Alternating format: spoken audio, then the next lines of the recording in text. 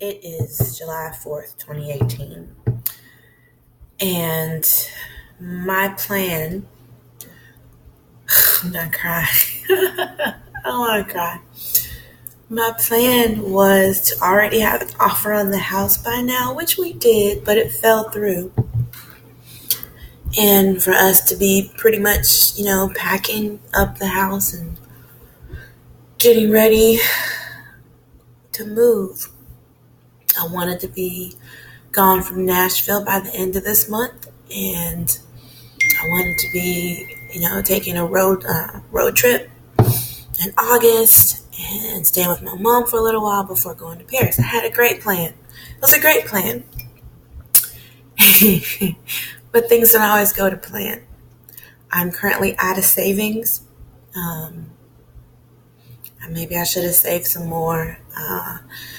Maybe I should have, updated the house. It's my lovely. I've had 22 showings, 21 showings, one offer in a market where homes are on the market for like hours or a couple of days. My home has now been on the market for 30 days, and I don't get it because it's not a bad place. And so in the meantime, that means that we're on hold for moving abroad. That means that I have to go back to someone's office job for a little while. So I plan on doing temp work, and I'm applying for some contract training positions, even as I still work on building my coaching business and my travel business. And I'm learning how to build WordPress pages because not every, even though people can do WordPress themselves, not everybody's very tech savvy. And so it's a deterrent for some small business owners because of the cost involved. So anyway, I admit that right now I'm discouraged. And so I'm like, do I go ahead and let the boys start school? I think I will. And I'll just pull them out once everything's okay. My credit is ruined because I was a month late on my mortgage. And I'm like trying to keep everything afloat as I wait for this house to sell. So I guess the advice that I would give is to save more than you think you need. And I don't know. I mean, I guess because some things you just can't plan for. Like even my realtor is perplexed about the house because she's like, in this market, and then my house is not bad. I don't understand. So yeah. Anyway, so I'm looking at either, and we actually lowered the price from what, because it's been weird, because the market, this area says one thing, but then when you hone in on my neighborhood, it's another thing. So we had to take it from here to here, and we started getting traction. Got the one offer. His financing fell through, so it was back to square one, and I've not had another offer. I went from possibly having multiple offers to having one offer to having none. And so it's a test of my faith, I know. It's a test of my determination to fight for the life that I want. I want the life that I design. I love waking up every day and deciding what my big rocks are for the day, how I'm going to accomplish that. I love, being able to change it up and do things with my boys. If they want to go to the library, okay, great, we'll go to the library. I can work a little bit. They can get on the computers. They can play. I can walk.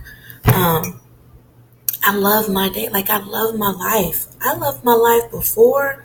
It's just for those 2 years, my job became this thing that just permeated everything. And it wasn't that it was a bad job. It's just, I stayed too long. I stayed too long at it. So I stayed too long, and that's my fault. I knew it was time to go, and I was afraid to go. I was afraid to jump. Um, sorry. I was afraid to jump. I was afraid to so I jumped finally. And so,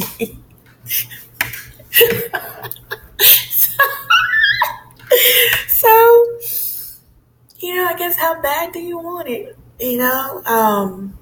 So we'll see how this goes. But I don't want to discourage anyone.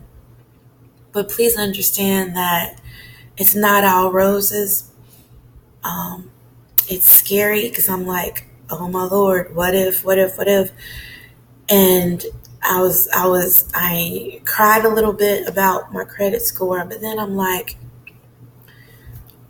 it goes up, it goes down. You know what I mean? And if you've ever like, had to reestablish your credit, then some of it's like, how, why, what?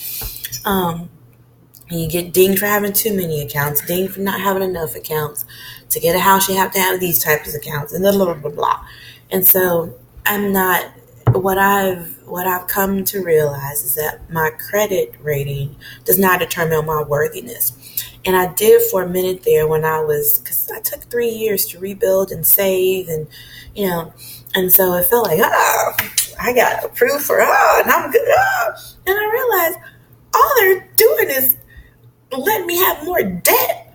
What the hell do I want more debt for? How does that make me a great person because I'm able to get more debt? The hell?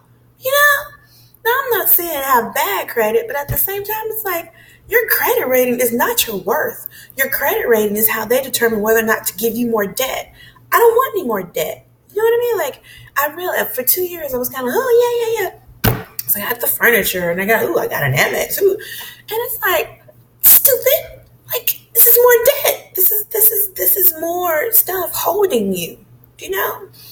So yeah. So I'm not as stressed about that right now, and I know that I'm not looking at buying another house in the next few years. So I will let this be. I won't stress too much about that. What I'm focused on now is paying the mortgage, paying the lights, paying the water, paying the car, paying the insurances, and eating food. So those things are paramount to everything else. So that means that I've had to make adjustments like not getting my eyebrows done, not getting my hair braided, doing my own pedicure,